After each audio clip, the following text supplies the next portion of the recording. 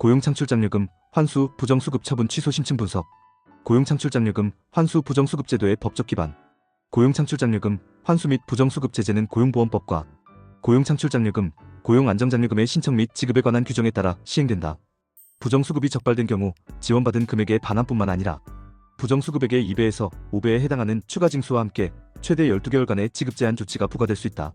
부정수급에 대한 제재는 보조금관리법에 의해 10년 이하의 징역 또는 1억 원 이하의 벌금이라는 강력한 형사처벌까지 동반될 수 있어 기업의 존폐에 치명적 영향을 미칠 수 있다. 환수처분 취소의 주요 법적 근거. 재량권 일탈 및 남용. 고용창출장려금, 환수처분은 행정청의 재량행위에 해당하지만 다음과 같은 경우 재량권의 일탈, 남용으로 위법하다고 볼 수 있다. 사실관계 오인, 객관적 사실을 잘못 인정하여 처분을 내린 경우. 비례원칙 위배, 위반 행위의 경중에 비해 지나치게 과도한 제재를 가한 경우. 절차적 하자, 행정절차법상 사전통지 및 의견 제출 기회를 제대로 부여하지 않은 경우. 부정수급액 산정의 정확성. 환수처분의 적법성을 판단할 때 가장 중요한 요소는 부정수급액의 정확한 산정이다. 행정청은 부정수급액을 명확하게 확인한 후 처분을 해야 하며 추측이나 일방적 판단에 의존해서는 안 된다. 한 사례에서는 경찰 수사 결과와 검찰 수사 결과 간의 부정수급액 차이가 있음에도 불구하고 행정청이 직접 조사 및 확인 절차를 거치지 않고 처분을 내린 것이 위법부당하다고 판단받았다. 성공적인 환수처분 취소 사례들. 일자리 안정자금 환수처분 취소 사례. 중앙행정심판위원회는 근로자가 이미 자격을 상실했다는 이유로 환수처분을 했으나 실제로는 대체 인력을 채용하여 근로자 수의 변동이 없었다는 점을 인정하여 처분을 취소했다. 이 사례에서는 청구인이 소속 근로자가 사망하여 대체 인력을 채용했고 사대보험 자격상실 및 취득신고를 진행했음에도 피청구인이 근로자 변경 신고를 하지 않았다는 이유로 환수처분을 한 것이 부당하다고 인정됐다. 고용유지지원금 반환명령 부분 취소 사례. 고용유지지원금 1,464만원의 반환명령 중 일부 근로자에 대한 488만원 반환명령이 취소된 사례가 있다. 중앙행정심판위원회는 해당 근로자가 실제로 근무한 사실이 있고 근무 중 지원금이 지급된 기간에 대해서는 정당한 지급이었다고 판단했다. 이 사례에서는 행정청이 경찰 수사 자료만을 근거로 부정수급액을 확정한 것이 부당하다며 해당 부분의 처분을 취소했다. 고용유지지원금 환수금 8억 원 감경 사례. 최근 고용유지지원금 부정수급 혐의로 약 10억 원의 환수 위기에 놓인 기업이 전문적인 법률 대응을 통해 환수금을 8억 원 감경받은 성공 사례가 있다. 이 사례에서는 신고 착오나 해석의 여지가 있었던 점, 일부 부정수급의 의도성 결여 등을 적극적으로 소명하여 부정수급액을 당초 3억 4,400만원에서 7,200만원으로 대폭 감경받았다. 비례원칙 위배에 따른 처분 취소. 추가징수 비율의 과도성. 고용보험법 시행규칙에 따라 부정수급액의 2배에서 5배까지 추가징수가 가능하지만 구체적 사안에서 이러한 기준을 기계적으로 적용하는 것이 비례원칙에 위배될 수 있다. 특히 부정수급의 의도성이 낮거나 위반의 정도가 경미한 경우에는 추가징수 비율을 조정하거나 처분 자체를 취소할 수 있다. 지급제한 기간의 적정성. 부정수급에 따른 각종 장려금, 지원금의 지급제한 기간도 비례원칙에 적용을 받는다. 9개월에서 12개월의 지급제한이 일반적이지만 위반 행위의 경중과 기업의 상황을 고려하여 기간을 조정하거나 제한 자체를 취소할 수 있다. 절차적 하자에 따른 처분 취소. 사전통지 및 의견 제출 기회. 행정절차법에 따라 불리한 처분을 할 때는 사전통지와 의견 제출 기회를 부여해야 한다. 일자리 안정자금 환수처분 사건에서 법원은 피고가 적절한 사전통지를 했다고 인정했지만 사전통지의 내용이 구체적이고 충분해야 한다는 점을 강조했다. 조사 과정의 적정성. 부정수급 조사 과정에서 강압적 확인서 작성, 강요나 부적절한 조사 방법이 사용된 경우 절차적 하자로 인한 처분 취소 사유가 될 수 있다. 다만 이러한 주장을 뒷받침할 구체적 증거가 필요하다. 환수처분 취소를 위한 전략적 접근. 사실관계의 정확성 검토.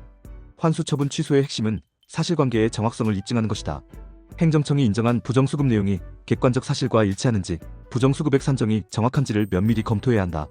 특히 월평균 보수액 산정, 고용유지 기간, 감원방지 기간 등의 계산에서 오류가 있는지 확인하는 것이 중요하다. 법령 해석상의 쟁점 발굴. 고용창출장려금 지원 요건에 대한 해석상 여지가 있는 경우 이를 적극적으로 다투어야 한다. 특히 다음 사항들에 대해서는 구체적 사실관계에 따라 다른 해석이 가능할 수 있다.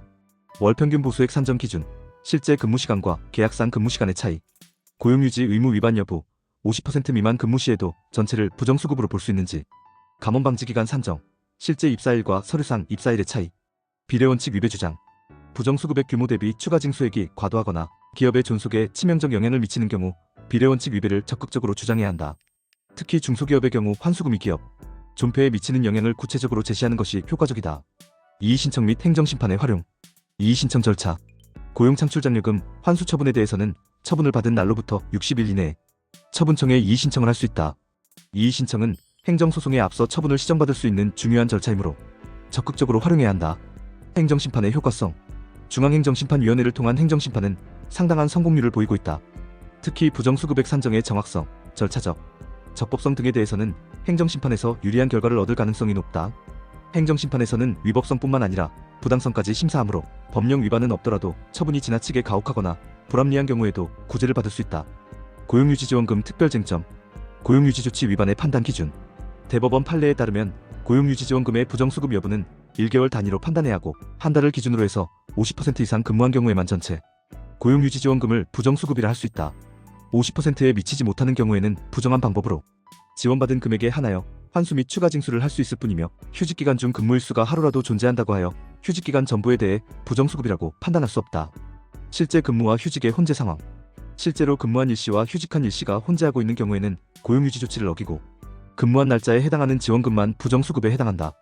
행정청이 이를 구체적으로 조사 입증하지 않고 막연히 전체 고용유지지원금에 대해 부정수급이라고 판단하는 것은 부당하다. 예방 및 대응체계. 내부관리 시스템 구축. 부정수급을 방지하기 위해서는 철저한 내부관리 시스템 구축이 필요하다.